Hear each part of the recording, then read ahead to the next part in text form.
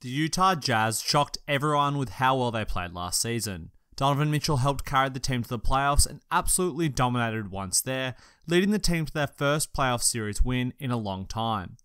Donovan Mitchell is incredibly important to this Jazz team. His dynamic scoring, shooting, and incredible finishing lead to one of the most impressive rookie years in recent memory. But Rudy Gobert is equally as important. His defensive capabilities, rebounding, and ability to catch and finish inside make him a fantastic two-way player. Last season, Rudy only managed to play 56 games due to injury, but in those games, the Jazz had a record of 37-19. In the 26 games without him, they only managed to win 11 games and lost 15 of them. Now, part of the amazing winning streak that they went on to the end was due to Donovan Mitchell, and due to the team's chemistry. But Rudy Gobert was undeniably a huge part of this success. Coming into this season, they have even more scoring options, a deeper bench, and an overall better team. This video will evaluate how good each player should be this year, and how good this Jazz team is. And then it will take a look at whether or not Donovan and Rudy can become one of the most feared big man and guard duos in the league. And let's start by taking a look at Rudy. The French big man is coming into the league for his 6th season and is 26 years old. He is about to enter the absolute prime of his career, and I think he is set to really reward the Jazz with one of the best seasons they have seen from a big man since Karl Malone and Mark Eaton. Gobert's obvious impact is similar to Mark Eaton, as he is one of the best defenders of the paint in the entire NBA. Standing at 7'1" with an incredible wingspan, Gobert can challenge almost any shot in the paint. Rudy simply has to stand in the vicinity of a driving player, and it makes it difficult to score. And if he jumps, then it is impossible to even see the basket.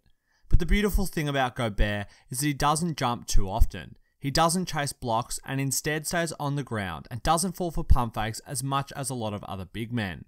This is one of the cardinal sins for me in a big man, and you see guys like Hassan Whiteside falling for pump fakes a little bit too much.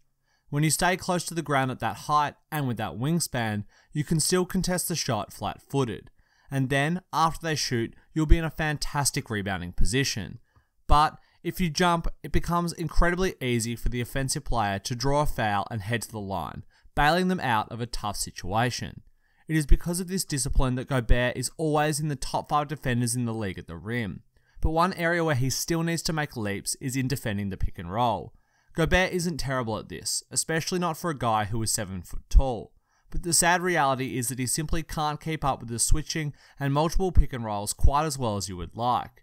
While this doesn't matter so much for the regular season, it came to the forefront of the playoffs as Houston went small and abused him regularly on switches. This isn't the kind of problem that is huge. I simply bring it up to highlight that Gobert is not the perfect defensive player that some claim him to be. One thing Jazz fans should be watching out for is if Gobert has managed to improve his lateral quickness and pick and roll coverage. If you can do this over the course of the season, teams won't be able to expose him and draw him away from the basket. This would make him truly terrifying and by far and away the best defensive player in the league. But for now, he will have to be content with just being a top 5 defender, and arguably the best defensive player anyway. A pretty good consolation prize for the Jazz. But Gobert's value has increased above just his defensive play. He's actually worked incredibly hard to turn himself into a very valuable offensive player. Gobert is never going to be draining step-back jumpers or crossing people up off of the dribble, but there is big value in being able to set screens, catch lobs, and finish inside. And Gobert is fantastic at all of these things. He is incredibly athletic and can rise up incredibly high to catch and finish lob passes. But he has also worked hard to be able to better catch bounce and regular passes.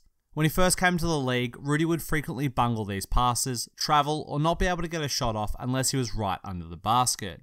He has managed to add a decent hook shot and can now take a dribble to get closer to the basket when he catches the ball. This allows him to be a much more complete threat on the pick and roll instead of just being a simple lob target. Gobert also adds great value to the team on offense with his rebounding once again. So many times the Jazz will miss a shot and the long arms of Rudy will rise up and either tip the ball in or collect and go back up for the jam. These extra points are so valuable, and between Derek Favors and Rudy Gobert, the Jazz are a serious rebounding force. Being a player who gets this close to the basket, Rudy frequently gets fouled and has to go to the free throw line to earn his points. In his early seasons, he struggled at this, and teams would take advantage of this by occasionally fouling him deliberately, and his rookie year he averaged less than 50% from the free throw line. but Rudy worked on his free throw shooting heavily in the offseason and now manages to shoot around 68% from the stripe. This makes him a way more consistent scorer and also allows the Jazz to confidently keep him on the court to end games and have his defensive presence felt.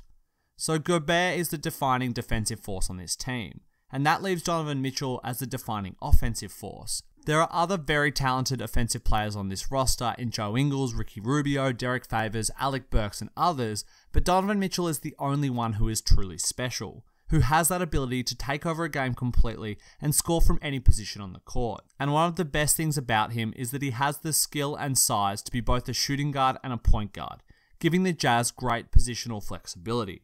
Mitchell is only 6'3", and you might be thinking, how on earth can this guy guard shooting guards? Well, he does it with his incredible 6'10" wingspan and insane athleticism.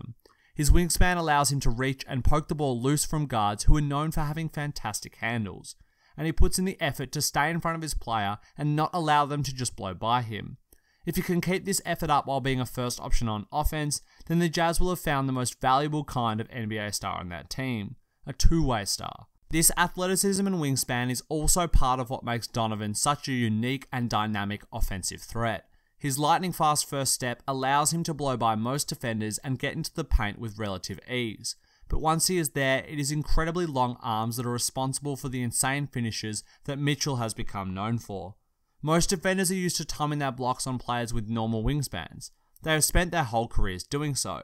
So when a guy who has that little bit of extra reach is flying through for a layup, they can surprise them, and this allows Donovan to sneak under their outstretched arms and score. It also allows him to pull off ridiculous up and unders that he has almost become known for in just his rookie season. The wingspan also helps his pretty crazy handle by allowing him to dribble faster and more accurately due to his hands being closer to the ground.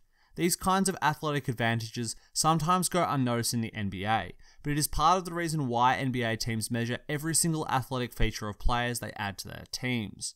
Mitchell's handle is pretty wicked, and while it isn't on the level of Kyrie Irving, Steph Curry and Chris Paul, it is advanced enough to allow him to baffle defenders. And the move he uses the most off of the dribble is the spin move back into the paint. Donovan is lightning fast on the spin and leaves his defender baffled behind him. When guys spin this fast, they usually struggle to finish due to being slightly out of control, but Mitchell somehow manages to stay composed after the spin and knock down the layup or hook shot for the score. He also draws a lot of fouls off this kind of move, and I expect him to use it more and more as he grows even more confident in the NBA. Mitchell is simply a beast at driving and finishing and can do this in the pick and roll and in one-on-one situations. But he is also more than that. He is a fantastic three-point shooter, both off the dribble and off the catch and shoot. This allows him to space the floor and forces defenders to come up to guard him. But it is particularly dangerous when Donovan comes off a screen and rises up for deep. Having this ability completely changes how teams have to guard you and can make a good pick and roll player into an amazing one. Gobert and Mitchell are 26 and 22 years old respectively, and the pair of them are under contract and control of the Jazz for the next 3 years at a minimum. They have amazing potential to grow and get even better, and I think they are probably one of the best young guard and big man combos in the league at the moment. They give the Jazz a two-man core to build around for the next 10 years if they keep the two of them. You simply need to surround them with shooters and defenders, and they will consistently be a playoff contender and a Western Conference final threat. But I think that they likely need another all-star level threat to truly be a championship contender. However, if Mitchell and Gobert take another leap, then I think anything is possible. And even if they never add another star, then they will still be a fantastic playoff team that will challenge for the Western Conference Finals every year. And this is a huge success, and is something worth achieving in itself. But if you're there in the Western Conference Finals and a team who's supposedly better than you just suffers a few injuries, then who knows? You might win a championship. And this season, they have a serious chance at winning a playoff series or even two if they can avoid Houston or Golden State. The Jazz have a deep and talented roster to support their two stars. The other starters are Joe Ingles, Ricky Rubio, and Derek Favors. All three of these guys are fantastic players and great fits around the stars. All three of them are simply fantastic defenders, and they make the Jazz one of the most fearsome defensive teams in the entire league. Favors is another fantastic rim protector and has worked hard to ensure that his footwork has gotten better to cover players out on the perimeter. Then, Ricky Rubio is by far and away one of the best defensive point guards in the entire NBA and can pick people up full court. He harasses with great footwork and his long arms to poke balls loose and just disrupt the point guard in that operation. And finally, Joe Ingles is one of the most intelligent and hardworking defenders in the league, both one-on-one and in a team sense. Ingles seems to know what every player in the league wants to do and defends them appropriately. This made for one of the best defensive teams in the entire league last year, and they will repeat that this year. Not one of their players is easy to break down the perimeter or score on inside. They are also good rebounders and end possessions well, and then they have one of the best rim protectors in the league in case anyone actually manages to get inside. They'll frustrate the hell out of teams and won't have to score many points in order to win games. They also have one of the deeper benches in the league with Dante Exum, Alec Burke, Jay Crowder, Grayson Allen, Ekpe Udoh, and Thabo Sefolosha. This team is stacked with talent, and they'll be able to ride injuries over the course of the season. But the bench unit will also be a lot better than a lot of other teams' benches, and for this reason they'll be able to extend leads, as well as close deficits when they're on the court. I expect the Jazz to clear 50 wins this season, and wouldn't be surprised to see them win even more, even in the grueling Western Conference. Their defense, depth of players, and the star power of Mitchell and Gobert will drive them there. Thanks for watching, guys. I hope you enjoyed the video, and if you did, be sure to leave a like, subscribe, and hit the bell for notifications as well. And let me know in the comments below what you think of the Jazz this season.